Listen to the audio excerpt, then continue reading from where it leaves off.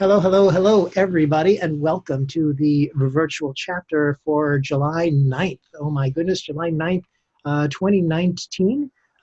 This is the umpteenth episode of the virtual chapter. It's always one of my favorite numbers. So we're really looking forward to a great evening tonight. We've got Scott Schmaren on the program as our special guest, and I'm certainly looking forward to chatting with him. Before we begin, I am here with my co-host, Karen Hans. So say hello, Karen. Hello, hello. Thank you for joining us tonight. It'll be fun. How are things in Chicago today? Oh, things are lovely in Chicago right now. This is a pretty good time for us. Yep. And I noticed that the announcements are beginning to go out for the Mid-America Conference. Yes, they are. And pretty soon you'll be getting information about send me videos so I can post you on our lovely Facebook page. Excellent, excellent. Mid-America comes up in October in case you were looking for someplace to go. The third week in October when it's beautiful in Chicago, the colors are nice and the weather's still relatively mild. Yes, indeed. All right. So we are looking forward to that. And what else? I want to let everybody know that the virtual hypnotist class that I teach, oh my God, it exploded this last month because Jason Lynette and Mark DeShalit were on their podcast and talking about it, and Mark was talking about how to automate the whole thing after he was into it. I'm sorry? Mike DeShalit. Mike DeShalit. Yeah, did I say something else? Mark.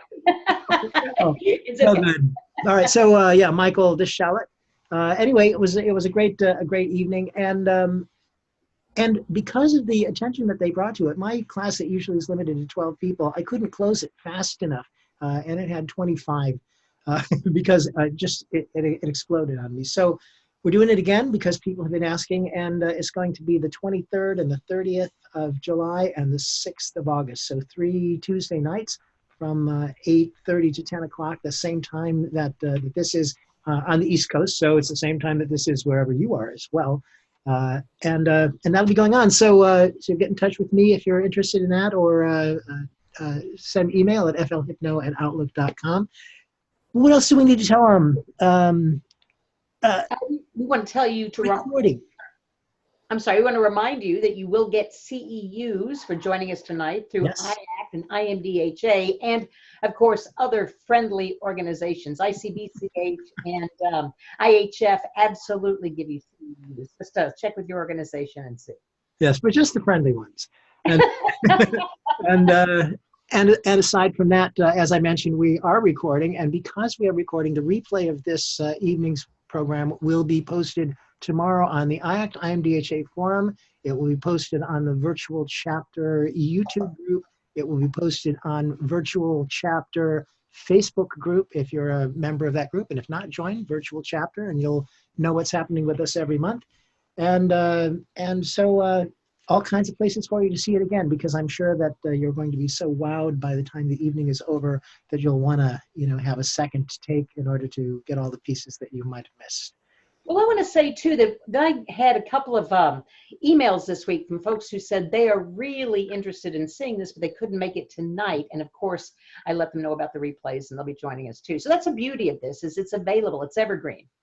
So it'll be out there forever, Scott. Yeah. And any more announcements? I'm all clear. You got anything? No, I'm pretty much gearing up for Hypno Thoughts in August, and recording some interesting products we'll talk about another time. How's that? Excellent. And tonight we're featuring a man with a very fancy title, neuroperformanceologist.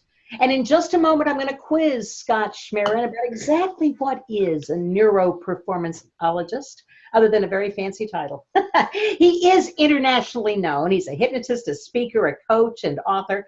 And he co-wrote the book Stepping Stones to Success, along with Jack Canfield, Deepak Chopra, and Dr. Dennis Whaley. He's also creator of the Quad-Trick Formula for Success. He'll be teaching that at Hypno Thoughts, and we'll talk about that coming up. That's a life transformation program that he created to literally transform every area of his life, including helping him lose and keep off, count them, more than 180 pounds. Wow. Scott's appeared on Oprah, and Oprah said, quote, if Scott can do it, I can do it, so can you. Scott! Well, I don't know exactly how she would have said it, but it would have been something like that. Probably close. Scott's a regular guest on the Howard Stern Show. I love to say that I'm personal friends with Howard Stern's hypnotist. It's one of my favorite things. He's also on the Daily Mail. He's appeared on Fox News, Coast to Coast Radio. He's been featured in Reader's Digest and the New York Times. Scott recently appeared on the television show Moving America Forward with William Shatner and Doug Llewellyn and was honored for his work. And he's filming now in Florida. He's really a Chicagoan, but he's filming in Florida. And now some other work. He may be a TV star soon. So watch it now while he's still available to us, right? Scott's spoken for many organizations, including the women's organization Dress for Success, their leadership conference, their International Success Summit. Scott's also presented a TED Talk, a really good one. Scott's process for transformation is being used to help cancer patients, children, and adults from all walks and areas of life.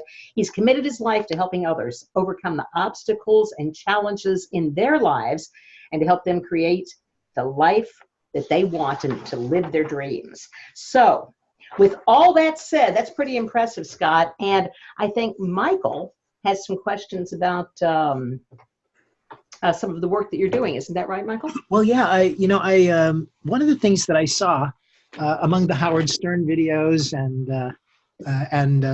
the bio that I read and the pictures I saw your before and after weight loss pictures, and I really haven't had a chance to meet and talk with you, but I looked at a little piece of video. There were a few things that I said that I heard you say that I just thought were magnificent, and I was very happy to hear them. Thank you. And I noticed that you're giving a TEDx talk, Farmingdale 2019. And the title is Healing the World's Problems with Kindness and Love. What a cool thing. It's a very cool thing. I'm very excited about it. So what can you tell us about that?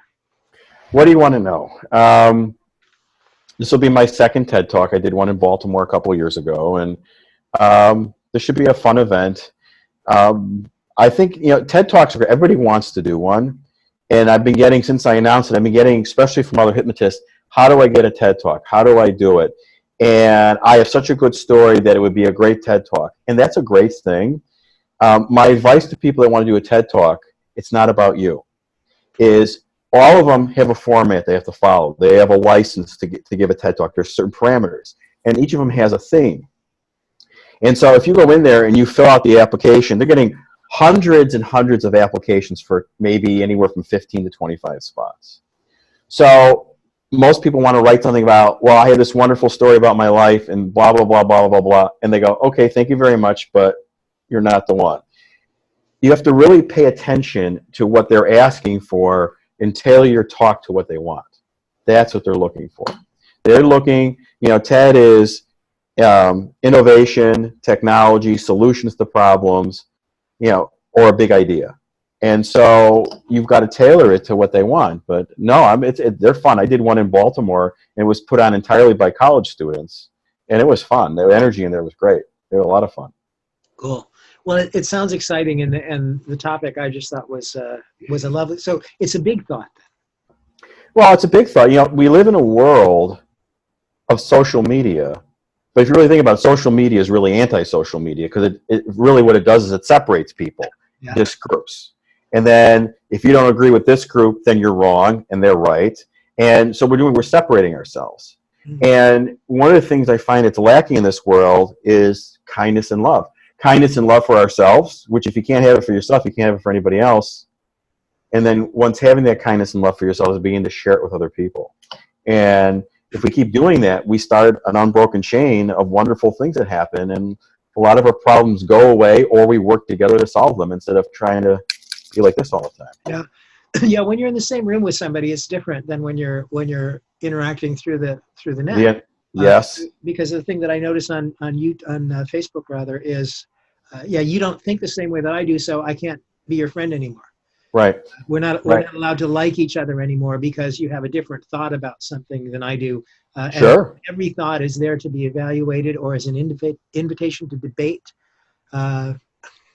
Yes. Although Scott has found a unique way of spreading the love and creating thought without debate. because every day on Twitter, Facebook, Instagram, I don't know where else, Scott, he's posting the 3 things he's grateful for.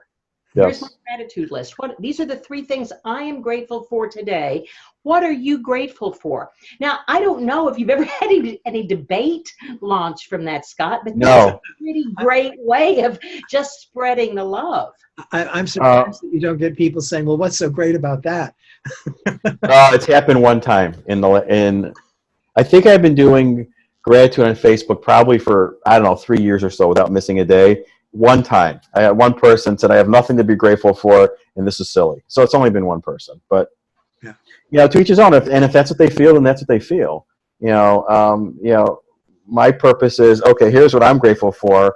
And, it's easy to find gratitude when life is wonderful and amazing. It's easy.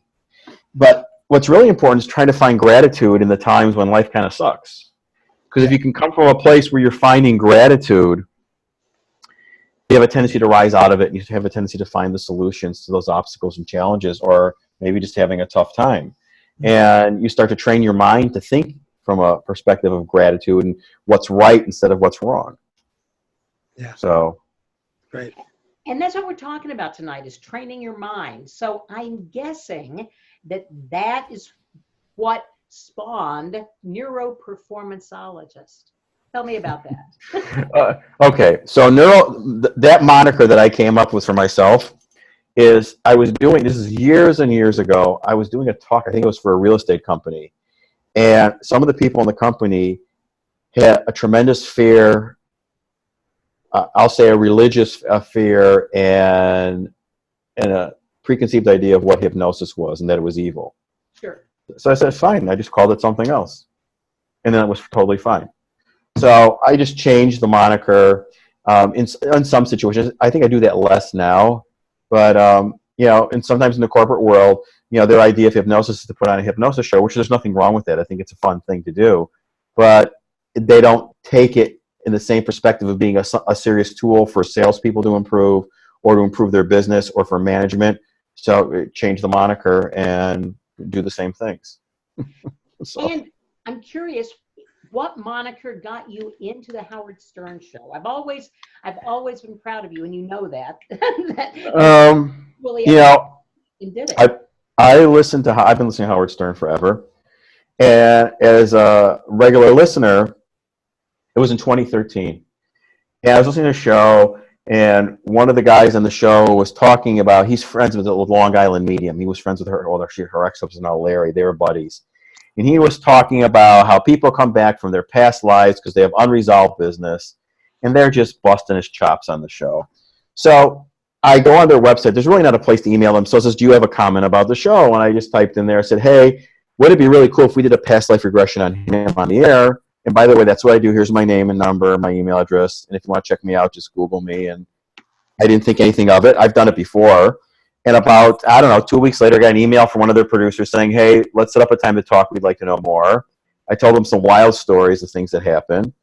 And then they said, he goes, it could be interesting. We're going to pitch it at our next writers meeting. And I got a call, and they said, when do you want to come out? I laid out how I wanted to do it, because you don't want to induce somebody on the air because God knows who's driving their car. So I laid out my protocol, and the guy happened to be highly suggestible, and it came out great. And then I did it with the other guy in his show who was also highly suggestible, and we had some wild experiences. So, and what's interesting is, while those things are for comic nature, and some of them are in less than good taste, it's funny is right after those shows, I'll get contacted by hundreds of people for really serious things. Sure, of course. So, and it's been a wonderful thing. I've been able to help a lot of people. So. Even stage shows bring business to clinical hypnotherapists. Absolutely. It's a wonderful piece of advertising. Mm-hmm. So I've had a lot of fun on that show. It's a little scary because you don't know what's going to happen until that person opens their mouth, and there's more than 20 million people listening. And on that, and if that show, if it doesn't work out, you're going to get chopped and tossed real quick. So I've been fortunate. I'm going to go on there, and those segments will last close to an hour. So I've been grateful, and they keep playing them, and they're still playing them. So they are. I hear them occasionally. I hear them promoted occasionally. Mm-hmm. And and Howard seemed to take it fairly seriously. I mean, he didn't make fun of it or say it was. No, he said it was like a couple of people called and said, "Oh, this is fake. It's not real." He goes, "No, it's real. It's happening." You can't pay for that kind of advertising, Scott. No, well, you could. It's a lot of money, but yes. Right. So you've made a business out of hypnosis in a slightly different way than many hypnotists do, in that rather than see clients one-on-one, you do the hypnosis business for business. I see a lot of clients one-on-one. I like speaking. Speaking for me is fun. There's an energy in a room that you get. It's kind of like a drug. Well, for me, it's a drug. I like it. I get hopped up on it. But even when I speak in the business world, I'm going to do, like even when I speak at Hypno Thoughts, there's always hypnosis involved in my talk. We're going to do a session or two. I just did a 2-hour talk for a Keller Williams office, and we did 2 hypnosis sessions in the talk with the whole group. But I do work with people one-on-one. I like doing that, but I like the groups. A big crowd is a lot of fun. So, I use hypnosis a little bit differently. Yeah, I was thinking about this today, and we were talking about this when we were filming today, is even as a kid, I've always had this ability to connect with people. Like I'm empathic. I can feel what people feel. And what I find is in the hypnotic state, when somebody else is in the hypnotic state, I go right there, right with them. And it's like almost like I'm tuning into the radio signal. And all of a sudden, everything that's going on in their head becomes very, very clear to me. And it gives me the ability to help them better, actually for themselves, to help themselves better and to be much more effective. So even though I could be working with 10 people for the same thing, the approach and how we do it is totally different for each of the 10. So have you always had this ability? Have you always had this interest in mind work and hypnosis and that kind of thing, even as a kid? Well, I had no idea what hypnosis was. As a kid, being very sensitive and very in tune to what people were doing, it was torture. You'd walk into a room of adults and you're feeling all their icky stuff up. And it was frightening, to be honest with you. I mean, it was shy. I hated being around people. I didn't understand any of it. I hated it. I didn't like it. It was terrifying. That's probably contributed to my obesity. I spent my time eating and watching bad sitcoms from the 1960s and 70s. So. And yet you also excelled in sales, did you not? Yeah, I sold. So I sold real estate for years, even when I was heavy, and I was good at it. And then after I had lost the weight and made this transformation, the little voice in my head said, "No, that's not what you're supposed to be doing." It started screaming and yelling at me, and so I walked away from it. Now back up. Now rewind, because you skipped a whole segment of really important information. That story, that part. Oh, my story. You want? Yep. So. Yes. So, I was always a very sensitive kid, and I always had this thing in my head that I need to help people make a difference in this world. It's always how I've been. And being highly sensitive to what's going on inside other people, I was shy. I was very shy, and I was a chubby kid. And then I went from being teased and bullied to eating a lot and watching a lot of TV, so I got heavier and heavier, and I went from being the chubby kid to the really fat kid and being the fat kid in my neighborhood. And it sucked as a kid. I mean, it really did. It hurt. I mean, I don't know how many times in my life things happened. Like I remember going to a party once when I was probably 20 years old, a New Year's Eve party. And I was very excited to be invited. And there was like 50 people at the party. And of course, I make myself my plate of food. And I get my Diet Coke. And I see this beautiful wooden rocking chair I'm going to sit in, where I can sit there and enjoy my feast. And I sit down in this rocking chair in this room in front of all these people. And I broke the chair. I crushed it. And here's this little short fat guy, it's like a scene out of a movie. The chair just disintegrated.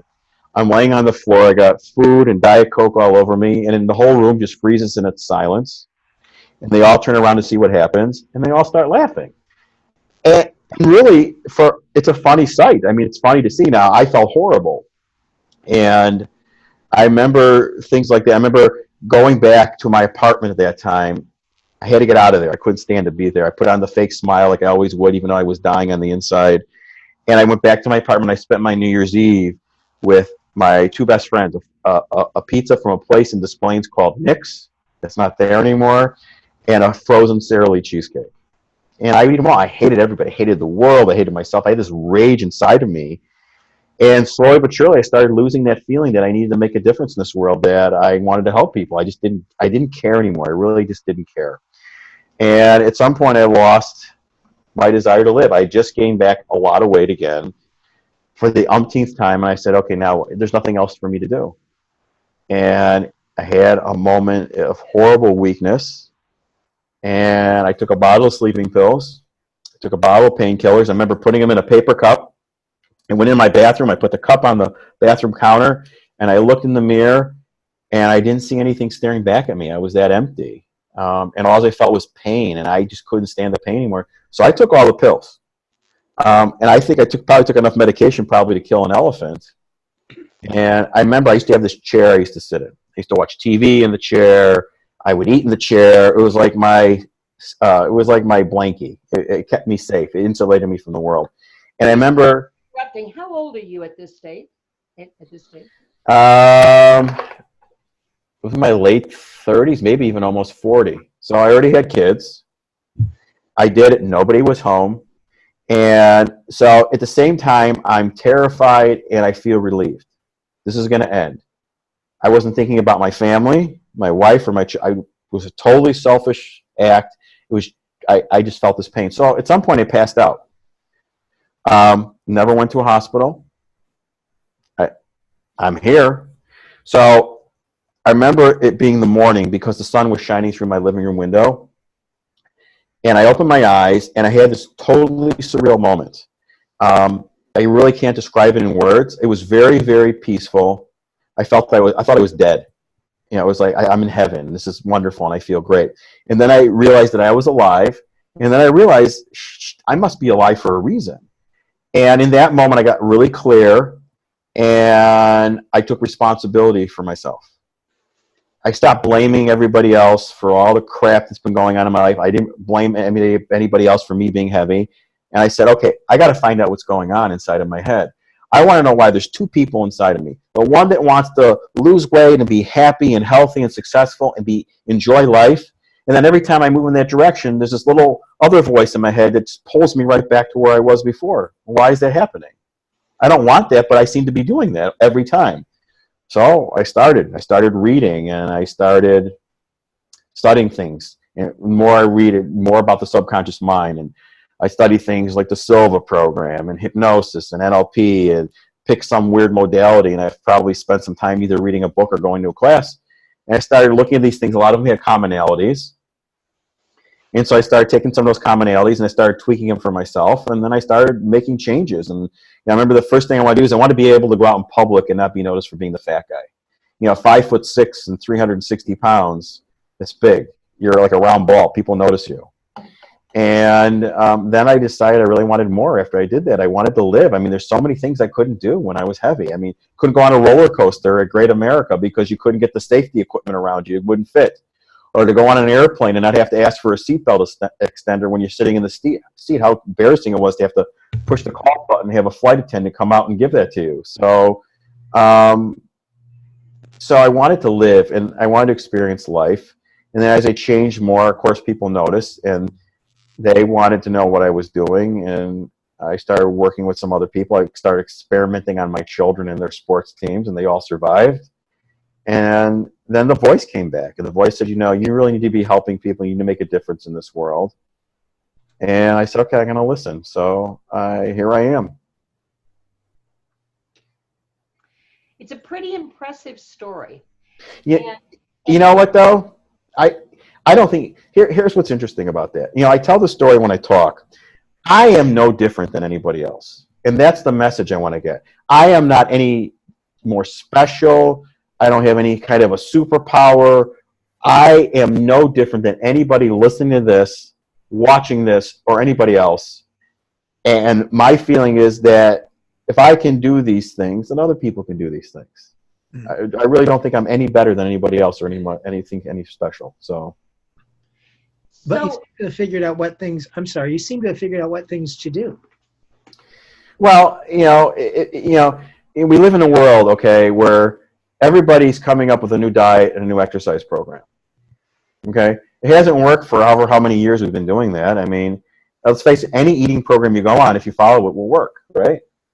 Sure. So the issue's not diet and exercise. Yes, they are important tools. They're not the keys. You got to change the pictures that's going on inside of here first. Change the pictures, then all the other tools make sense. You know, if I hand you a violin and you don't know how to play it, it's worthless. Yeah. If you know how to play it, it's a valuable tool. You can make music. Right. But somehow you did figure it out. What really tipped you off to it was the mind that was going to change everything for you, and not the food or the exercise or the diet, that it was your mind that was going to do that for you? Was it? Well, I mean, I don't know. Listen, I don't know how many diets, hundreds of pounds I've lost over the years of my life. You know, at some point you're running the insanity cycle, doing the same thing over and over and expecting a different outcome. You know, it started, I had those two voices in my head. One, you know, the good Scott and the bad Scott, that one wanted to go one way and the one kept dragging me back. So, you know, as I started reading more and studying more, everything really boiled down to the pictures that are going on inside your subconscious mind. So I just started burning how I wanted to be. You know, if we know the subconscious mind doesn't distinguish between what's real and not real, and it doesn't distinguish time, I started creating pictures in my head of how I wanted to look, how I would feel, how I would dress, how I'd experience life, you know, what my relationships be like. And I just kept burning it into my head, and I was persistent. You know, a lot of times people start to make progress towards something, and then they stop doing it, right? They don't think they need to do it anymore. And I don't look at this as, okay, I'm at my destination, I'm done, I'm evolving and changing. Like, I've been the same weight now for I don't know how many years, but my body and my mind, even though my body weight is the same, is not the same as it was a year ago, 5 years ago, or 10 years ago. It keeps evolving and changing. You know, change is inevitable. It's going to happen. Whether you decide to participate in it or let it swallow you whole is another thing. Well, you've done quite a bit of research into all of this. And one of the things that I've heard you mention is that about 95 to 97% of people who do lose the weight, fail to keep it off. Well, that's true for everything, though. If 95 to 97% of people that set goals, regardless of what the goals are, don't accomplish them. Why is that? Well, they don't accomplish them for several reasons. One, their goals are unrealistic. You know, if I weigh 300 pounds and my goal is to weigh 150 pounds in the next 6 months, my chances of success are very slim. So they set unrealistic goals. They set goals that are not theirs. They see somebody else that's done something and want to do it exactly like them. And the biggest reason is that their value and belief system doesn't match what they're trying to do. Okay? So I get this when I work with my clients. And weight is the easiest thing to illustrate. They have an idea in their mind how long it's supposed to take and how much weight they're supposed to lose every week. So that is usually inaccurate and wrong. So what happens is now they don't meet that expectation, so they think one of two things. What they're doing doesn't work, or they're not good enough. And the reality is they just need to keep going.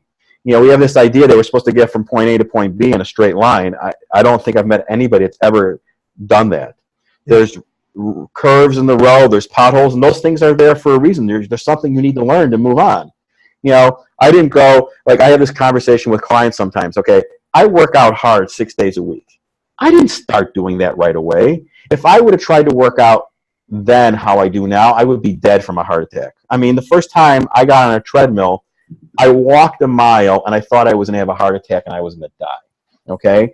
So you don't just go from 0 to 100 miles an hour. You got to slow down the train, stop the train, and then reverse the direction of the train. And I think, especially in the world we live in now, everything is now. If it doesn't happen now, it doesn't work, it's no good. So most people fail because they just didn't keep going. That's all. You just got to keep chugging along. Persistence. Patience, persistence, and faith. There's something real interesting that you said at the very beginning, Scott, that I really like about this, because in every method that I've ever heard that works for anything, it starts somewhere where you finally made a decision, you know, and you said, I'm going to do this. And even maybe before you knew how, that there was a place where, and what you said, of course, was that you accepted responsibility for your circumstances. And without that, the exploration that was necessary to figure out the right way, because I'm still intrigued with your process. You know, it's of course second nature to you because it's who you are. but you made discoveries along the way that enabled you to say the kind of things that you're saying now. And I think people go through that process. You know, everybody goes through that process at some level. So you took all the seminars and the workshops as I did. I go back to the S days before NLP, and to every group and every organization that I could go to, trying to figure out what works. And invariably, the only thing that ever worked, I stopped smoking after 1 million years, not with doing hypnosis, not with doing anything else, other than deciding that I wasn't going to smoke anymore. And there was a place where I just said, I think hypnotists have been trained to prize reasons for dysfunction. And often what we do is that we encourage our clients to sort of figure out how come it is that you're so screwed up. And sure enough, if you look for that, you'll find all kinds of good reasons, which simply helps you have even a sense of it's even more hopeless, because being who I am, or having been through what I've been through, this is the way it's going to be for me. Yes, I agree with that. I mean, a lot of people, everybody wants to know why. Why do I do this? Why? And a lot of times, why is not really important. In fact, a lot of times people will spend years going through psychiatry, going through whatever, trying to find out why they do something. Then they find out why, and they still do it anyway. And then the why becomes the excuse of why they still do it.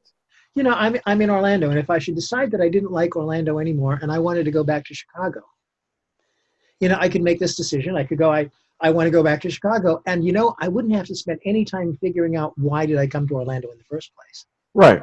It's not important. It's not relevant anymore. Exactly. Right. Cool. So no excuses. But you on a roll, Michael, with something else. Keep going with that. Where did you start? You were asking Scott, where did you start, or about the mind?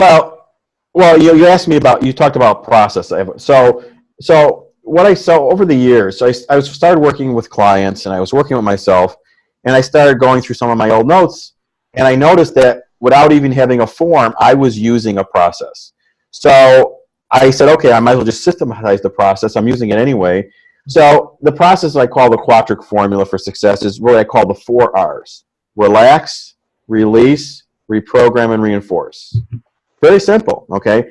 So we know that almost all change takes place in the subconscious mind. So teaching a person how to relax and access that hypnotic state where they can enter their subconscious mind with control is the first step. You got to learn to be able to relax when you want to relax, not just when it's convenient to relax or when you're tired. So that's a real simple thing to teach them. Then we move on to the second part, release.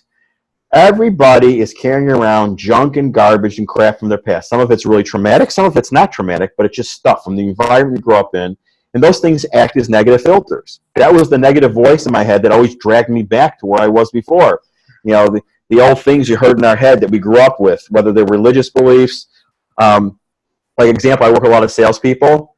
A lot of them have the thing they heard in their head their whole life, that money's the root of all evil. Well, if you're a good person and you're not evil and you're making a lot of money, there's a conflict there in values and beliefs. So once you get rid of the baggage and you release the crap you're holding around, now you're free to move forward without somebody sucking you back in. Reprogramming is the most fun thing, right? You put new pictures in there. I run people through an exercise where they create. So the process is I tell them to imagine I'm their fairy godmother. And if they want me to imagine me dressed like Glenda, God bless them. Yes, pink. I can see you in pink. Yeah, and right, in the blonde wig and everything, right. And I wave my magic wand, and all the limitations of their life have been removed. All of them. Not only that, they've accomplished every major goal in their life they wanted. What would your life look like? And I give them specific areas. Physically, what would you look like? How would you dress? How would you carry yourself? Mentally, emotionally, spiritually, relationships, career. How much money would you be making? Where would you be living? Would you be living here? Would you be living someplace else? Maybe you have more than one place you want to live. And then when they're really happy with it, I let them spend a couple of weeks working on it. Then I have them write like a 15-second movie trailer of one scene, one scenario that would represent all that success in their life. Like they were showing me a short movie that if they saw that movie, it would represent all those things. And then I make it like I said, you're writing a novel, right? You read a book, it's just words, but you see things, you hear things, you feel things, sometimes you smell and taste things. make it rich in detail. It's the story of your life. Make it great. And then in a hypnotic session, we install it in their subconscious mind. Mm-hmm. And then they start driving towards it. The old things start to fall away, and they start moving towards what they want. And then the last thing is to reinforce those changes. You go to the gym, work out, you get in good shape. What do you do after that? You keep going. So it's a process of, okay, let's establish a daily routine that you can follow for the rest of your life to reinforce the changes you've made and continue to make other changes. It's simple. It's really not difficult. It's not difficult. Yeah, what's really nice about that, by the way, is the relax and release. I'm running these through my head again and again. I like your 4 R's, and I was thinking earlier today too, just this notion of getting quiet. Some people say, well, relaxation isn't necessary, and they give all kinds of examples about hypnosis doesn't require that. But I'll tell you what that does do, is it stops all of that crazy stuff that goes on in the mind that brings up all the yeah buts and the ah geez and the I can'ts and the it allows for that letting go so that reprogramming becomes possible. And when new synapses are being formed, they're not being formed in conglomeration with a whole lot of bullshit that that can impair it. Yes, and the hypnotic state. I mean, I've seen Richard Bandler I don't know how many times. And Richard Bandler, in almost every book he's written, and every time he talks, and he's a hypnotist, and he says that using the hypnotic state is the most powerful state you can use to make change. So why not use it, and then use it with all the other modalities you learn while you're in a hypnotic state, and you've got just wonderful thing. It's beautiful. And there is something that, with the way we talk about it, that also translates into the way we think about it, and how we think about it translates into the way we talk about it. So what's so important about the words that we use when it comes to weight release? I spend very little time talking about weight when I'm working with my clients. Very little. We talk about them letting go of the baggage from their past and rediscovering the unconditional love they have for themselves. And what I'll do with them is a simple thing, is I tie the unconditional love they have for themselves with eating. Because a lot of people already associate love with eating, and which is why they're heavy, because it's actually a positive thing. Everybody's heavy in their family. Everything congregates around happy times with food, eating too much, eating, secret family recipes. So why not use that? So I have them rediscover the unconditional love for themselves, and then I tie it to when they eat. So when they eat, they always leave just a little bit. It can be simply a forkful, but that little forkful, it can be more, represents to them a symbol and a sign of the unconditional love and self-respect they have for themselves. So every time they just leave, even if a forkful, it shows them, it's a reminder to them that they feel good about themselves. If you change the pictures in your head, so people always say to me, this is the questions I always get: how much weight did you lose? How long have you been this way? What's the diet you followed? And how do you know you're not going to go back? Okay. So in the past, I could tell you the day I started a diet. I could tell you the day that it ended. Okay. I could tell you that even when I lost a lot of weight, I felt weird. I felt like I was naked. I would look at myself in the mirror and go, oh, that's not really me. Okay. I could lose a lot of weight very quickly. In 6 months, I could probably lose 100 pounds. No problem. Okay. So now I changed the pictures in my head. I can't tell you the day it started. What I can tell you is that slowly but surely, I started moving in the direction of what the picture in my head was. So maybe I got my butt off the couch and moved a little bit more. Maybe instead of eating 3 cheeseburgers, I started out eating 2 cheeseburgers. So I started moving in a direction, in an evolution. And what happens is that picture becomes brighter and clearer and sharper in your mind. The old things just start to fall away. So I'll give you an example. I had a comedian I work with for weight, but one of his big crutches is he drank a ton of Pepsi. Love Pepsi. And so we have our call, and my first question is, how was your week? And I don't even listen to their words. I listen to how they say it, because they can tell me their week is good, and I know they're full of shit. So he starts laughing on the phone hysterically. I go, what's so funny? He goes, I bought a case of Pepsi this week, and I didn't drink it. I go, yeah. He goes, I wasn't trying not to drink it. I just never thought about it. It just never crossed my mind. It became unimportant. And so when you try to force something to happen, you're creating anxiety and stress from my perspective. When it becomes a natural process and you're not rushing that process, it just happens. You just allow it to happen. You know, we're not good at it allowing. We're good at trying to force things to happen. Just allow it to happen. Allow something different to come into your life. And if you keep reinforcing the new picture over and over, at some point it becomes true. And things change. But they don't happen tomorrow. Yeah. And a lot of what you're talking about is visualizing, making those pictures. I get it. The rich pictures, that's what we operate on, the metaphors that we operate on in our mind. How do we answer, Scott, students who sometimes say, I'm not visual, or what do I do with a client who's not visual? I know that you. Well, engage all the modalities. When I have somebody, so when we create their vision, we put a big screen up, and this is the best movie screen in the world. Anything that comes up on the screen, the movies of their life, anything they put on the screen, any goal, dream, or vision they have, the moment they put it on the screen, it becomes a reality in their life. So they start putting up the vision they created. So let's, whatever it is. So they put up their vision. I have them see it. I have them hear those things, feel those things, and see those things. So we're engaging all the modalities. And then as we amplify and make it greater, I have them step into the picture. So they're now seeing through those eyes. They're experiencing life this way. They're hearing this way. They're feeling this way. They're smelling and tasting this way. So they're gauging all their modalities.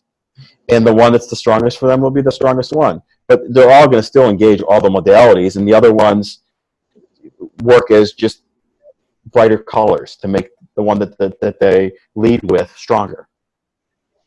And a chicken and egg question for you.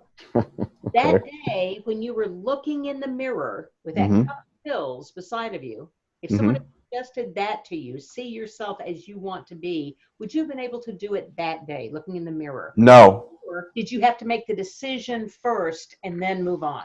Well, first of all, when I was at that point in my life, when you only see the only option is ending your life, you've eliminated everything else. You're in a state of pain, and that pain is so great you cannot see the other things that are out there. You're focused only on one thing. So could I have done it that night if somebody said it to me? No, I couldn't have. Absolutely not. I think it's an important thing for us to recognize as change workers or helpers is that it's very difficult to go in and rescue someone who doesn't want to be rescued. You can't rescue anybody. When I first started doing this, I'd work with a client and then they would disappear, or they wouldn't do anything I would tell them to do, and I would get upset with myself. What am I doing wrong? And it doesn't really have anything to do with me. Some people, the secondary benefits they're getting out of whatever they're holding on to are far greater than they're so afraid of what change might happen for them. They can't do it, or they don't want to do it, and they reject it and they push it away. And what I've learned is you can't make them do anything. I mean, I won't say I don't find it frustrating sometimes, but I am a tool. I don't make the change, they make the change. I am a facilitator. I tell them I'm a tour guide. I'm going to point things out for them to see, feel, hear, and experience. They'll have their experience if they want it. Some people don't. Their words say they want it. Like, I've worked with a lot of people with chronic pain. A lot of them really don't want to give up their pain. They get a benefit out of their pain. Even though they're in pain, they get a benefit. They're treated differently. People feel sorry for them. They get attention. And they have to give that up. And they don't want to. Mm-hmm. There is something a little different. The night that you took your pills, if you don't mind me pointing this out, is that, as you said, you felt hopeless about it. When a person makes an appointment with a hypnotist or a hypnotherapist, I mean, we're not out beating the pavement, right? So if a person calls and makes an appointment, there's something a little bit different. That is, at least for a moment, in order to make that phone call, they have to be open to the possibility that something. I agree with you. Sometimes they make the call. So someone will call me, and I always have a conversation with them. A lot of people think it's strange that I call them back, but I need to hear their voice. Because I also tell them, as much as they're interviewing me, I need to feel that they're going to fit into what I'm doing, because I don't want to waste my time, but I also don't want to waste their time and money either.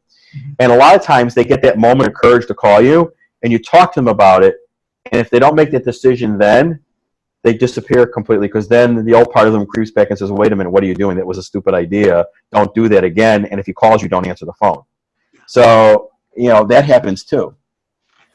But no, you have to. Some people reach that point where they have to throw the anchor out and slow down the ship going the wrong direction. And in that moment, they get a chance to say, "I don't want to do this anymore," and they can move forward. And some of them do, some of them don't. Yeah, I'm getting some really interesting stuff here from the sense of first of all, that there is a place where there begins with the possibility that there's a possibility. The maybe that there's a possibility that something might be able, to happen, and then there's the place that again I just really am. This is a takeaway from you, Scott. Is a place where they accepted responsibility, where they go, I'm gonna do something about this.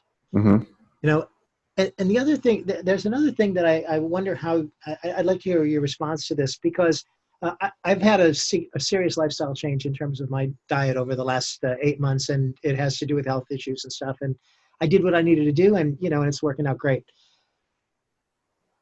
But there was a point where I made it. I said, "Yep, I'm gonna do what I need to do here." And the thing is that I used to eat. How would I say it? I used to eat in a way that just wasn't mindful. It's like now I can't put my hands on a piece of food without having some awareness of what it is that I'm doing, and in a cool way. I mean, not in a way that's bothersome at all, but in a way that allows me to make an assessment and understand that I'm doing something good for myself. And I sort of heard you imply that when you were saying that this is about self-love. Well, it's interesting you say that. I tell people now that I enjoy eating more now than I did when I was heavy. I appreciate my meal, the good taste of a meal. I appreciate the company I'm with. It wasn't about, it used to be, oh, that tastes good. Let me get as much of it as I can, as fast as I can into my mouth, so I can get this horribly full feeling in my stomach, and whatever needed was satisfying for me. Yeah. But, and people see me and they'll say, well, how come you're eating that? Because that's not good for you. I don't have to be perfect anymore. I have no need to be perfect. I can't be perfect. And so I would say that I eat really good 75 to 80% of the time. But if I'm going to New York City, there's a restaurant I want to try, I'm going to have it. Yeah. This can be one time. What happens is it doesn't have to be 100 times. And the food has no power over me. It's something. And you know what? There's nothing wrong with food being pleasurable and enjoyable. We have this idea that, well, food is only for sustenance. Well, that's crap. Come on. Food is like an art form. There's some magnificent foods out there. There's some magnificent restaurants. To have Illuminati's pizza in Chicago once in a while is an enjoyable thing, and I'm going to have it. But I don't have to have it every day. And I can the original one on Lincoln Avenue, Scott. Seriously, it's too far away. We have this thing that I had a lady once, and this represented perfect. She was very heavy and she wanted to lose weight. And in Chicago, we have this place called Portillo's, and Portillo's makes this wonderful chocolate cake. And she says to me, "I love Portillo's chocolate cake. I'm never having it again for the rest of my life." I go, "That's a dumb proposition, because what's going to happen is she's not going to have it maybe for 6 months, maybe for a year, and then one day she's going to break down. In her mind, she failed, and all the stuff that she did will go down the toilet." So we did the opposite. We put it into her eating program. So she was required to have Portillo's, whether it was once a week, twice a month, whatever it was. She had to have it. And not that it was you could have it. You absolutely have to have it. It was like taking your vitamins. And what happened is it took the pressure off of her being perfect. Yeah. It took the guilt out of it, because it was now required, because the reality is that piece of cake's not going to make a damn bit of difference in how much weight she loses if she only has it twice a month. Come on. So take the pressure off. Say, plan out ahead of time. It's not hard, but we put this pressure on ourselves, especially people that struggle with their weight most of their lives. A lot of them want to be perfect. And that's the automatic recipe to fail, because at some point you can't be. So why try? We've been talking about all sorts of things, putting pressure on yourself, not being perfect, taking responsibility, having an eye-opening experience, making a decision. And Portillo's. And Portillo's. Yeah. I was about to say, and we haven't talked at all about food and diet and exercise, but we have talked about food, Portillo's and Lou Malnati's. But we really haven't said anything about diet and exercise, which really is the point of what we do, isn't it, Scott? Well, no. if they change the pictures, now you can give them simple tools. Okay, so do we talk somewhat about eating better? Yes. Now, some of them, if they have a structured program they want to go on and it's realistic, great, they can do it. I have a simple plan I give them, which is basically drink more water, eat better quality fat, reduce the amount of here's a simple plan for losing weight. Drink a lot of water, eat more good quality fat, eat better forms of protein, reduce the amount of sugar from your diet, move your body a little bit more, and get some sleep. Is that going to happen quickly? But if you can follow those things consistently, you'll be better off. They're not hard things. I mean, my diet has evolved. It started out with just eating a little bit less of the crappy food, and then going from eating crappier food to finding out about better foods. I mean, the things I do now, I take 25, 26 different supplements every day. I didn't do that before. Now, I'm not saying everybody should do that, but that's what I do. I mean, I've evolved and changed, and I still continue to do that. I keep changing the things that I do as I learn new things and read more books and study more things. So it's an evolution. Yeah, and so you're not emotional eating anymore. No, I don't eat. No, I don't have to feel the need to stuff myself. I don't. It used to be eat as much as I can as quickly as I can, get it in me, get that taste, and then get that really full. It's really a horrible feeling where you're so full you feel like you're going to pop. Yeah. But there was some kind of a pleasure I was getting. Maybe it was a feeling of feeling full. It was a representation of love or whatever it was. But I don't have the need to do that anymore. In fact, once in a while it does. If I eat too much, I don't like the way it feels. Blech. And I'm good. I can eat a really good meal, and I can leave some of it, and I don't take it home with me either. Whatever's left on my plate, I leave it. There's a common theme that runs among weight loss clients. It tends to run among weight loss clients that they think about food all the time. What am I going to eat? Is there going to be enough to eat? Oh my God, I can't believe I ate all of that. Will I like what there is to eat? When am I going to eat again? How could I have eaten that much? Think about food except when it's in front of them. I agree, and I don't disagree with that. Like when I work with my clients that are working with their weight, the greatest tool they have in a situation that's going to be difficult is to plan out ahead of time. If you're a general preparing for battle and you take that battle scenario and you try to figure out every possible thing that could happen, your chances of victory in battle are good. If you go in there and shoot from the hip, you're probably going to get slaughtered. So if I have a client, like this happens at Christmas time, they know they're going to be at a Christmas party.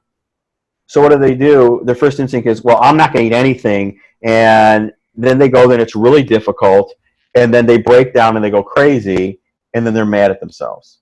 And they think they failed. So I say, okay, if you know, there's a couple options. So if you know that you're going to go there, one option is plan ahead of time and go enjoy yourself. But like if you're going to drink, decide how many drinks you're going to have ahead of time. If there's a certain restaurant they go to at your company or you're going on a date or something, decide ahead of time. You can look at the menu online. Decide ahead of time what you are going to have and what you're not going to have. So in some instances, planning out and thinking about what you're eating keeps you from going overboard, and it's controlled. So enjoy yourself. Or if you're in a situation where you don't want to eat any of it, go eat before you go. I have clients that struggle with their drinking or they want to drink less. I would just say that they don't want to be abstinent. So if you're going to be in a place, decide how many drinks you're going to have. You're going to have 1 or 2 glasses of wine. That's great. That's all you're going to have. Decide ahead of time. Don't decide when you get there because you're going to screw it up. You're not. You're going to. So decide ahead of time. Make decisions. If you're in a situation, if you're a salesperson, you're going on a road trip for a week, decide ahead of time where you're going to go eat. Decide the things you will have.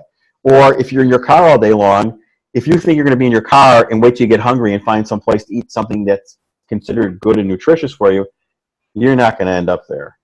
Bring something with you. Decide ahead of time. Bring something with you to snack. The goal is losing weight is not about being hungry. It's about making better choices. We have this idea that you're supposed to be hungry and starve yourself. That's losing weight. Well, and the goal is not to lose weight. The goal is to get to and maintain a weight of.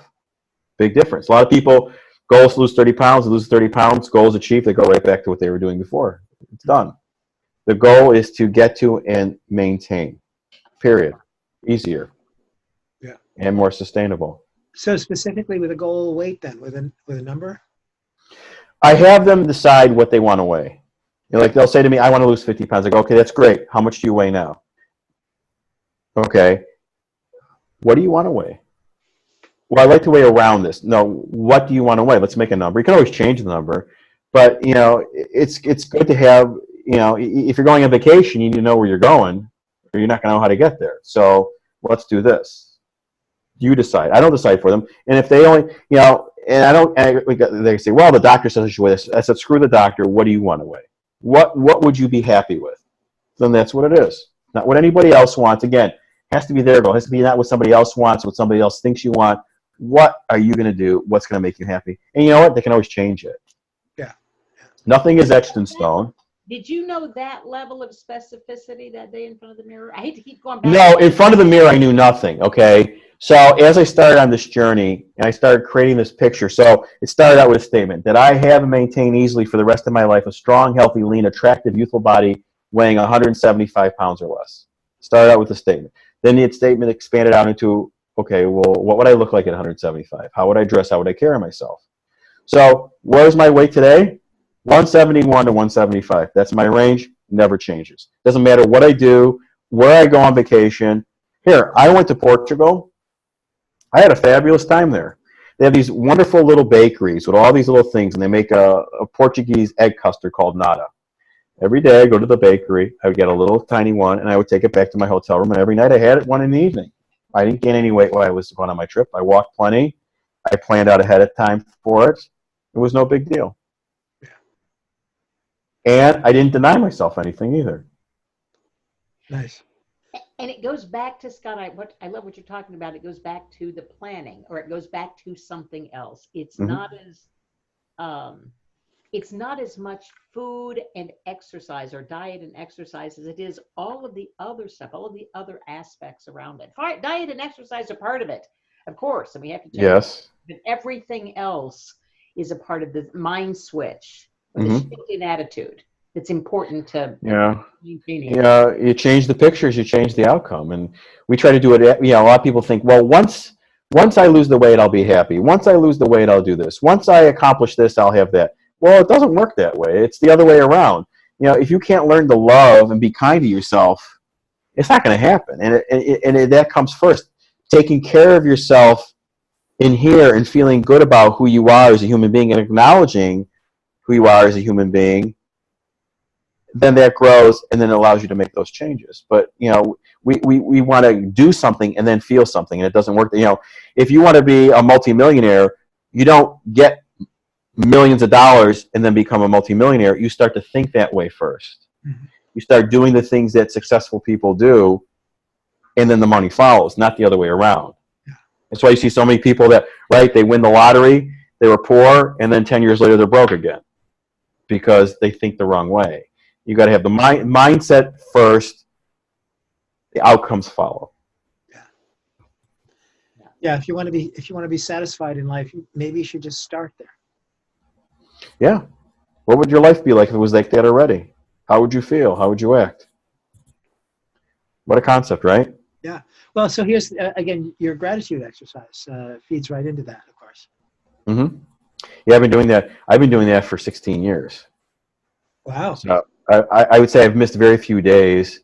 I've been doing it on Facebook, I think, for 3 years, and I have not missed a day doing it, even going through some rough times. And I would say, my daily routine is the most important thing. My daily routine. So when my clients walk away from me, they have a daily routine. So they're doing their gratitude. They're listening to one of the recordings I made for them. And that simple mind routine is powerful. And I have to say that's my lifeline. I mean, I've had some really rough times in my life where I was miserable. And it's a very bad analogy, but I use it. So my routine is my lifeline. So you ever get really drunk when you were young and the whole room is spinning and you're laying in bed and you put your foot on the floor to keep the room from spinning? Right. That's my routine. It was my foot on the floor, just keeping the whole world from spinning and getting out of control. And it allowed me to have that lifeline to connect myself to myself and really who I am. Because it's so easy when something goes cockeyed in your life, your routine becomes the most important thing. But for most people, they abandon the routine when they need it the most. When they need to be grounded in themselves so they can be strong for whatever other person needs them or for themselves in whatever obstacle or challenge they're facing. And instead, most of them, what they do is the moment something gets tough, they go, oh, I'll do this another time. I can't do this anymore. And I'm just the opposite. Like, I don't really see any clients before 10 o'clock in the morning because I need that time in the morning.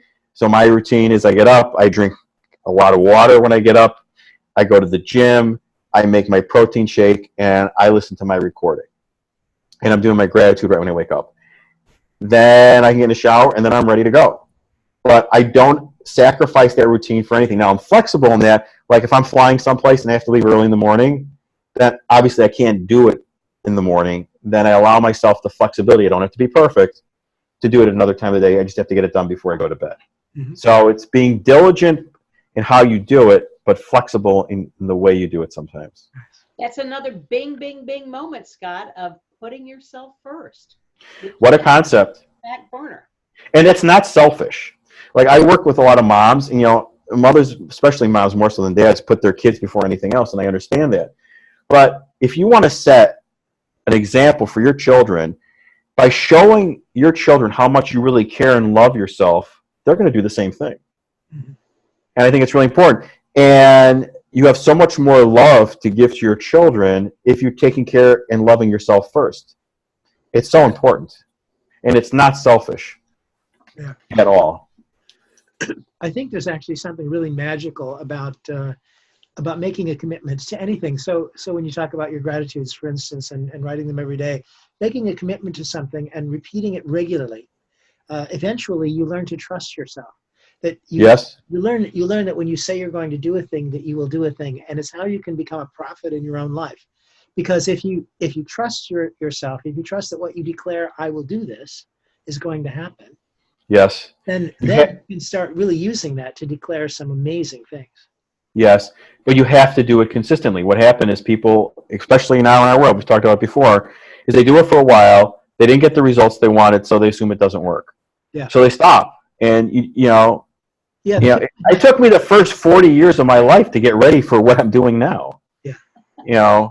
That's the way I look at it now. So, however long it's going to take, that's how long it's going to take. And whatever you think it should take, it doesn't matter. Like I tell my clients, I'll have somebody, and if they're really heavy, so right away they lose a lot of weight. It's inevitable. And then it starts to slow down. So they'll lose a pound in a week, and they go, oh my God, what am I doing wrong? Something's terrible. And I go, stop it. I go, your body really doesn't give a shit about what your mind thinks it's to lose every week. It's going to do what it needs to do. So just allow it to happen. I tell you, it's like buying a stock in a stock market, okay? If I buy this great stock and I say, I'm going to buy this stock today, and 1 year from today I'm going to sell it. The greatest thing I could do is never look at that stock again, look at it a year later, it went up, I'm happy, I sell it. Now I take that same stock, and the person buys it, and they start looking at it every day. And one day it goes up and they're excited. And the next day it goes down. Then the market tanks for a month. They go, oh my God. And then they sell it and they lose money. Okay? Just let it go. Go for the ride. If you made a commitment, stay for the ride and let the ride happen, and it'll work itself out. And there'll be ups and downs on that road. But at some point you'll be at point A, and point B will be way up here, and you'll have what you want. You just got to keep doing it.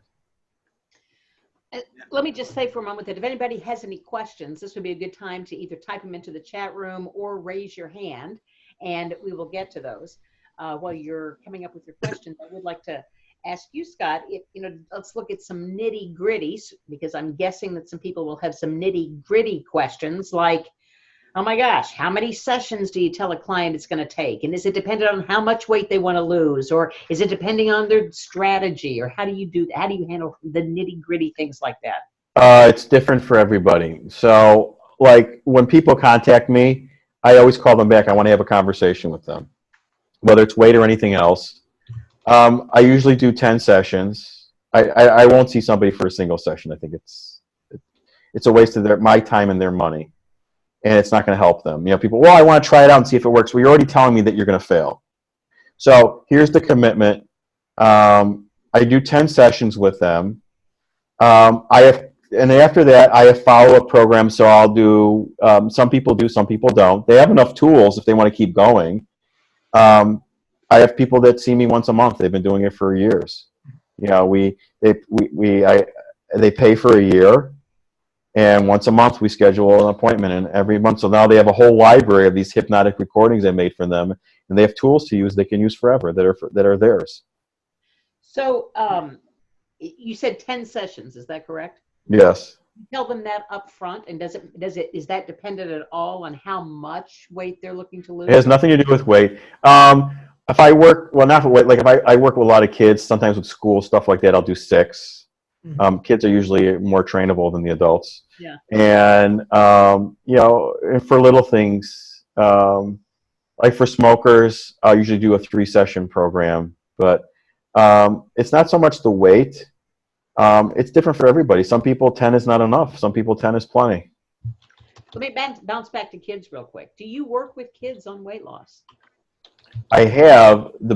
A lot of times, though, the issue they struggle with is their parents. Yeah. That's what I was going to say. Then you got to. The parents are the biggest issue, and then that's a whole different story. Then the kids are really fighting in an uphill battle because their role models and the environment they're in are not supporting them and trying to change. Right.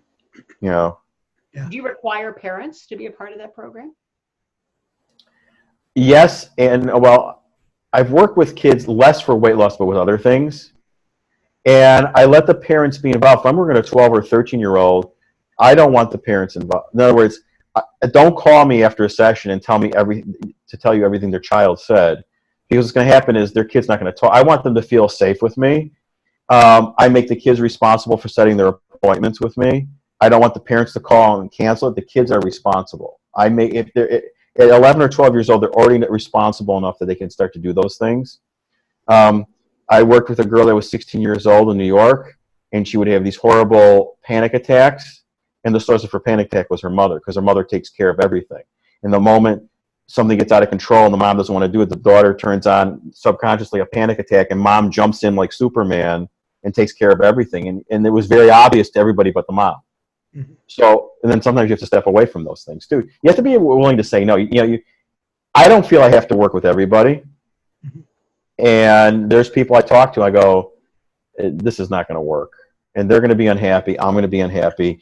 And I'll tell them why. But, we have to stop thinking that we have to fix everybody. Our job's not to fix everybody. Our job is to help people that want to help themselves. Great. We got a question from the audience out here too. Francis has got a question for you, and he asked it a little while ago, by the way. So the topic has moved a little bit, but let's see if he can take you back to the right place. Francis, I'm going to give you a microphone. Go ahead. Sure. Yeah. First, Scott, I wanted to say thank you for doing this. I really appreciate everything you've shared. It really resonates with me, and also your energy behind what you're teaching. Thank you. It's contagious for sure. Thank you.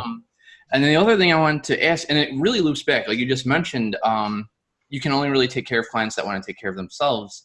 Right. So curious, before when I first got on the call, you were mentioning kind of secondary gains and noticing maybe like an incongruency between between the conscious mind and the unconscious. How do you know specifically who you'd like to work with? And like, how do you work with it? Do you use like a provocative approach for people you feel like you could push in the right direction? Or I was just curious how you gauge that and handle that. It's different for everybody. I have a conversation with them, and everybody's different. So I have a client, and especially with weight loss, sometimes you get resistance, and they're totally unaware of it. Like I'll tell them when we first start, I go, there's a point you're going to come to where the old part of you is going to try and rebel more than likely and try and drag you back, and you're going to be totally unaware of it. So I'll hear clients, and so I'll say, okay, did you do your homework this week? Which is to listen to the recording and do their gratitude and a couple other things. Well, I did it 4 out of the 7 days. Okay, what stopped you from doing it? Well, my kids were homesick from school. Now, on the surface, it sounds like a logical thing, but when you take a step back, the two things have nothing to do with each other. They could have done, their kids are not up 24 hours a day. What happens is it becomes a rationalization and excuse. And that's when we have to have I call it our come to Jesus meeting. I go, do you want me to be honest with you, or you want me to lie to you?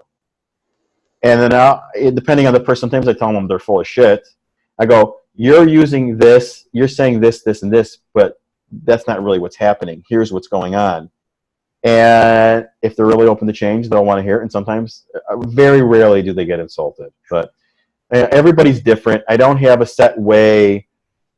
You handle everybody differently. Some people you could never do that with. I mean, I have clients that they use foul language. I use foul language with them, but there's other ones I would never swear in front of them in a million years. So I don't know if that answers your question. Yeah, definitely. I'm kind of curious, and that's when you already kind of have that relationship with them when you're coaching them or using hypnosis with them. I'm curious, what about like the initial consultation? I mean, I guess it's the similar thing, but how does that work in this? Well, so my first session with somebody, it's the only session I allow them to talk about how terrible their life is. After that, I don't care. It's immaterial. So I want to know their background, and it's almost something always comes up, and we find the answer why they're doing. Like, I'll talk to, I had a great childhood. Oh, great. Yeah, siblings. Yeah, I have a brother and sister. I go, what was it like living with my dad? Well, my dad was an alcoholic, but he really wasn't that bad. He only screamed at us. He never hit us. Okay, so now the pictures start to be painted, and we start to see where things are happening.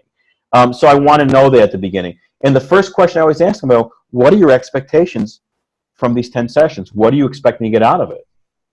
And I make a list. And, you can see right there, I get plenty of people that call me, they hear me on a radio show or something, and they think they're going to change their life for $50. Okay? And it's just they're wasting their time. They're looking for a magic pill. They don't want to do any work. They want me to wave my magic wand, zap them in some deep hypnotic state, and erase everything that happened in their past, and they're going to live a magical life. And I said, if I could do that, I would probably charge you $1 million, not $50. So, everybody's different. You know what it is? It's more important to listen than to speak. I just ask a question and let them keep going, and they eventually tell you everything you need to know. Yeah. Very cool. Thank you. That answers a lot. Yeah. Where are you located? Chicago. Okay, because I'm looking at the old radiator in the background. So I think it was New York or Chicago. Definitely. Yeah. Thank you, Francis. If there are any other questions, let us know. And so, Scott, this protocol, you've talked about flexibility. You've talked about, being able to move and to listen to the client and keep it very client-centered. When you do the protocol, do you stick with the protocol, or is it flexible? Does it move around? I think it's flexible. I don't really think about the protocol. So let me give you an example today. So I'm filming. I have a 16-year-old girl. She has PTSD. She was in Las Vegas with the Mandalay Bay Massacre. She was at that concert. Some of the people she knew were killed. She was 14. Her life's been totally upside down since then. Her parents are beside themselves. She's tried to kill herself 6 times. She went from being an A student to barely getting through school. Okay? So I'm listening to her. I go, so I want to create a sanctuary for her where she feels safe. So typically, you find some place and people are either on the beach or they're in a garden or there's some beautiful place. So instead of just making one of those things up, I go, what's a safe place for you? She goes, I have a friend, and there's something about her bedroom. It's just like the most magical, wonderful place. I feel happy and joyous, and I feel safe there. So why not use it? She gave it to me to use. She told me that's what that gives her a special feeling. So that became her sanctuary, and we were able to use that as a safe place, a place where she could do things, a place where she could find that good, happy feeling, and then change how she feels from the traumatic situation. So, if you ask enough good questions, they tell you exactly what you need. So yes, it's flexible, but it really doesn't vary. It just how it's used is flexible. You said the most important thing, I think, and it really resonated with me. You ask the questions and then you shut up and listen. Yeah, well, that's any good salesperson does that too, right? I don't know. Yes. I've never been in sales, but is that a sales tactic? Great salespeople ask a question and then they just shut up. It's the same thing. You go in there and they'll tell you everything you need to know to do business with them. Just ask them. It's so interesting that so many hypnotists hate the part about the business that is sales. Yeah, that's always been a big. What's funny is you'll see some of the most successful people in our business at some of the hypnosis conferences, and hardly anybody goes to their talks. But you would think that'd be one of the most important things they see. Yeah, we have and I think a lot of hypnotists, especially new hypnotists, are afraid to charge money for what they do. And there's nothing wrong with getting paid for doing good things. Yeah, let's change that perspective right now. Please do that. Change that perspective. It's not a sin. You know, people pay a lot of money for drugs and alcohol to feel good. Now you're giving them something to feel good that they can use and actually benefit from. Nothing wrong with it. You know, we are hypnotists. Let's remember, too, that an exchange of money is a hypnotic thing. It's part of the ritual. Yes. And also, when you do it for nothing, It devalues it. There's no value in it. A lot of people don't value it. So people don't value, or if they're too cheap. So. And people make interesting, they make decisions in interesting ways. Francis actually was asking, how do you decide who to work with in that very first consultation? How do you decide who to work with? I can't tell you specifically, but you know, sometimes they have really unrealistic expectations. Well, sometimes the clients cancel themselves out. Yes, they do. The first question is, how much do you charge? And if you say $250 an hour, they'll say, oh my God, I can't afford that. And then I will be happy to refer them to somebody who is. Right. So you know, sometimes price is a factor. You know, you don't have to accommodate everybody. We have this thing, and it's true for a lot of people in a lot of businesses, is they feel they have to take care of everybody. And so what I found is that when I've gone against my gut instinct in talking to somebody and work with them, I always regret it. They become extremely difficult. They complain about everything, and you know what?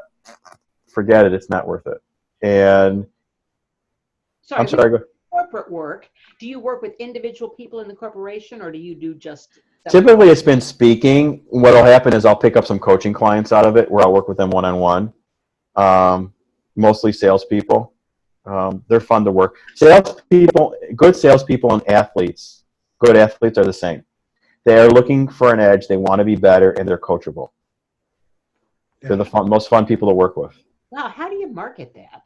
Share that little secret with me. You know, I don't have a secret for that. I don't really do any marketing. So I've been very fortunate.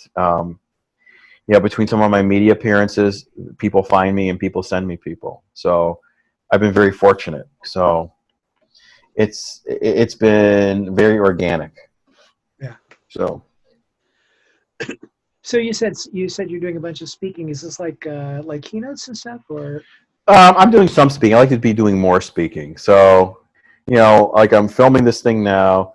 So I'm doing a 4-hour program at Hypno Thoughts. Then the TED Talk, which this one is really cool because a lot of energy. They're making this into a big event. They're expecting somewhere around 800 people for an audience, which is very big for typically for a TEDx talk. They like to keep the audience at 100 people or less. This one, they're not doing it. And they have a whole production crew. They're making us actually work.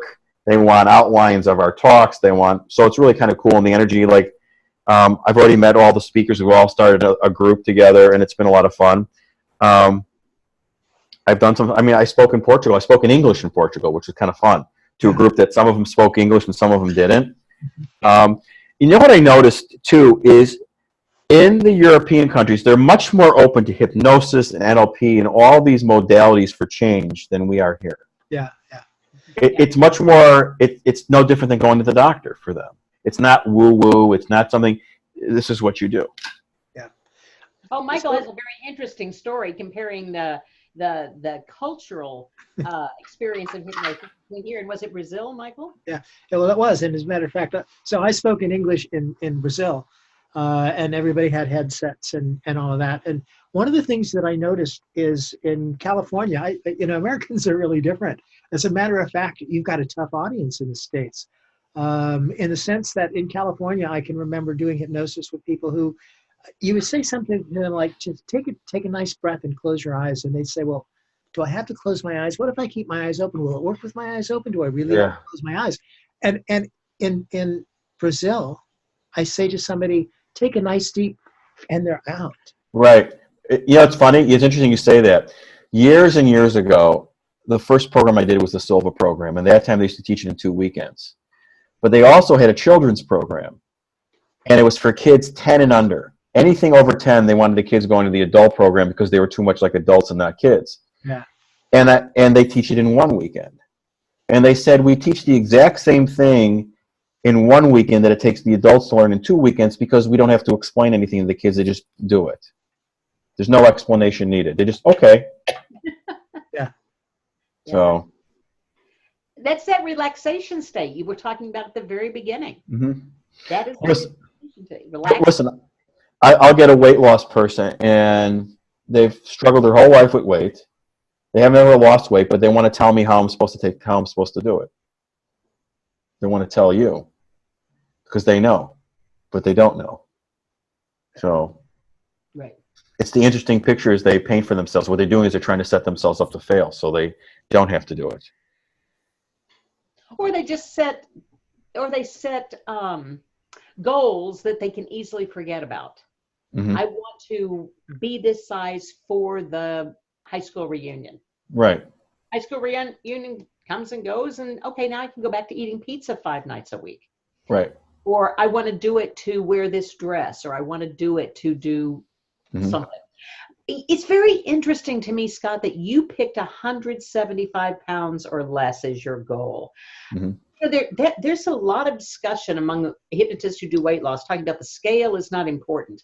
Boy, that. Well, I agree that the scale is not important. Like I tell my clients, someone who's got a lot of weight to lose, they get on the scale at the beginning. The scale's the best friend. Okay, because they're going to lose a lot of weight very quickly. They just have a lot of weight to lose. They're going to lose a ton of water. But no one ever talks to them, prepares them. What happens when you get down to the last 5 or 10 pounds? And it takes you 2 or 3 months to lose that 5 or 10 pounds. Or what happens when you get to your goal weight and the scale doesn't change? Because a lot of them base how they feel about themselves by the feedback they get from the scale or from other people. And the reality is, here, if I met you on the street and we had a conversation, you would never know that I was heavy. There's no reason for me to tell you I was heavy. I don't need that accolade from you saying, oh my God, you did a wonderful thing. Okay? I'm just me. And that's something they've never been prepared for. I had the situation, I teeter-totter, I was like 169, 170. I was working out hard, and I talked to somebody who's a trainer, and they said, you need to add a protein supplement. I gained 3 pounds. I gained 3 pounds of muscle mass. What about that concept of actually gaining a little bit of weight because it's better for you? Totally different concept, because your mind is wired. Any movement up from where you were the week before is a disaster, and the sky is falling, and you might as well just end it all. Okay? But the reality is, sometimes it's going to go up. Sometimes it's going to go down. So I have my clients, especially later on, at the beginning, I let them weigh themselves once a week, but I have them weigh themselves at the same time, the same day of the week. So one of the things I've learned is the scale means absolutely nothing to me. And so every morning, I go to the gym, I get on the scale. And I don't care what the number is, but what I noticed is that my body has a cycle. I know that I'm heavier on Monday and Tuesday. Thursday and Friday are my lightest days of the week. It doesn't matter if I'm going away on vacation. It's just the cycle of my body. And I can fluctuate between that 171 and 175 in that 1 week. And I'm lean. So the scale is not accurate. The scale is a wonderful tool at the beginning because you get good accolades from it. But it's better how your clothes fit. But it's important to have a number to move. Your subconscious mind likes things to be specific and to move towards. So, but the reality is, I go by how my clothes fit. I know how my clothes fit. So. Somebody who's 180 pounds heavier than you are now, it's right. a hard time knowing how your clothes fit. Right, but for them, the scale works really well for them. Like I have a guy right now who's real heavy. He makes a minor change in his diet and drinks a little bit more water. He's gonna burn down 5 pounds of water, or maybe even 10 pounds of water in a week. Right. Okay, so he's getting good feedback, and that's going to happen for a few months. It's going to start to slow, and as we start to move farther down that weight loss journey, we talk about how the scale becomes unimportant, and what happens if you gain. Because what happens is somebody doesn't lose what they think they should lose in a week, and the first thing they do is they punish themselves. So now they start eating even less. It's not sustainable, and then at some point they're going to crash and burn and go back to what they were doing. So that's ridiculous. That's why it's so important to have multiple sessions. It's not a one-off. It's not a 3-off. No. 4-off. And my 10 sessions are not on a week. So the first 3 or 4 are weekly. Those 10 sessions will end up being spread out over probably a 4-month period of time. Yeah. We start to stretch them out. Different aspects come up. I mean, some people discover that, oh my gosh, when people start complimenting me, I can't stand it. Then you got to work on them and accepting compliments. Mm-hmm. You get self-praise. I mean, there's stuff that comes up. There's always stuff that comes up. Right. And most of the time, they're not even aware of it. So what will be happening in your 4 hours at HypnoThoughts? I know you're So I'm going to go over the 4 R's. So obviously it's an abbreviated version, and the process I use. And really the message I want people to get is, I don't want you to do exactly what I do. Here's an outline. Make it fit into how you communicate. You know, I tell people, you're an artist. Our clients are the canvas. We all can't paint the picture the same way, nor should we. So use the tools you learn and use them with your skills to paint a masterpiece and do it in your own way. And we'll talk about that. We'll do hypnosis in that. There'll be, I'll probably do, in the 4 hours, I'll probably do 2 of them. And everybody likes to be hypnotized at a hypnosis conference. Sure. But I'll talk about that outline and how I run people through that process and some of the things they can do to start structuring simple routines. You know, we are creatures of routine, so we might as well take advantage of it and use it to our advantage. Right. And being creatures of routine, unfortunately, we've about come to the end of our program, and we've got Michael. Please remind us where we can find this, and we want to find out where we can get a hold of Scott and how we can connect with him and that kind of thing, and give him our rousing send-off. Yes, of course. Sends out. Our rousing. Are you ready for a rousing send-off, Scott? I'm ready. I'm ready to receive it. Your lap bar and everything in place and all of that stuff. But before you do that, yeah, how can people get in touch with you? All right, I'll give you my email address and I'll give you my phone number. You're welcome to call me or email me. So my email address is my first and last name. So it's Scott, SCOTT, SCHM like Mary, AREN like Nancy, at gmail.com. And my phone number is area code 847-331-5848.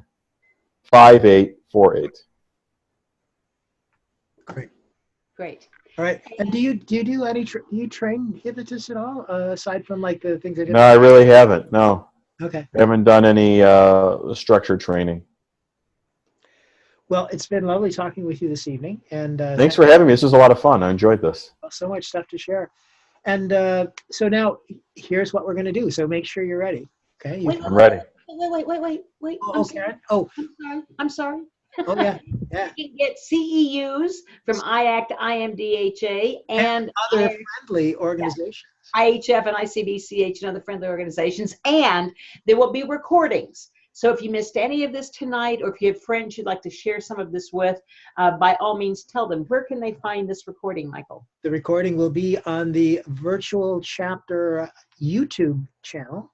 It will be in Virtual Chapter, which is a Facebook group as well, that if you're not a member of, you ought to join. It will also be posted on the IACT IMDHA forum, which is a forum for members only. If you're a member of that, log into the forum and you'll see it there tomorrow as well, by about noon tomorrow. And Michael and I will love to see you at HypnoThoughts, the next big convention coming along. And we can all surround Scott Schmaren and say, we know Howard Stern's hypnotist. How cool is that? Yeah, you're very funny. So if I'm not an old radio gal, so what do you expect from me, Scott? You're funny. Right. All right, so if you're ready for the radiating love, we're going to unmute everybody's microphone, Scott, so that they can all wish you well and thank you for being here all at the very same time.